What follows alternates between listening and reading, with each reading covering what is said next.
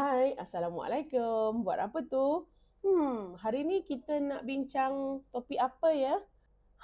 Apa kata hari ni kita buat rumusan atau ramalan berdasarkan tajuk obesity.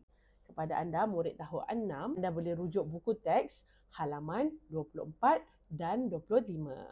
Tajuk obesity. Berdasarkan buku teks, antara punca obesity, keturunan, kurang bersenam, amalan pemakanan, faktor persekitaran dan pengaruh emosi. Obesiti berpunca daripada pelbagai faktor yang kita tidak jangka, antaranya faktor keturunan dan persekitaran. Obesiti juga disebabkan oleh sikap kita yang tidak mengamalkan pemakanan yang sihat, iaitu sering makan makanan ringan. Selain itu, kurang bersenam juga antara faktor yang menyebabkan obesiti. Anda tahu tak, obesiti ini juga diwarisi daripada keturunan yang mempunyai obesiti.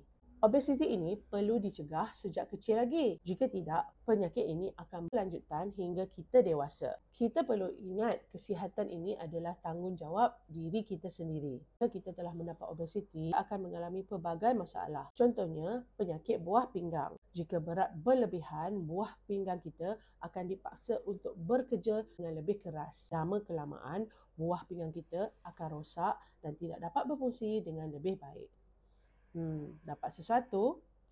Follow for more.